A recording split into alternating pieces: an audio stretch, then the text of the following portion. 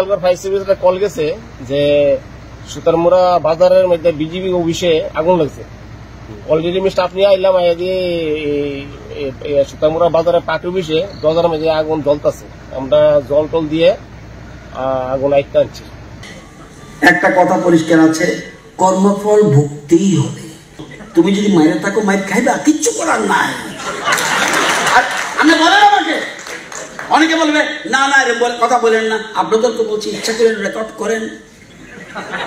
গীতা বলছে কর্মফল ভুগতে হবে, গীতার কথা। এবার আসেন বিজ্ঞানী কি বলছে, every action has an equal and opposite reaction। কি নিউটনের এটা কেন আইলো? এটা গীতা না।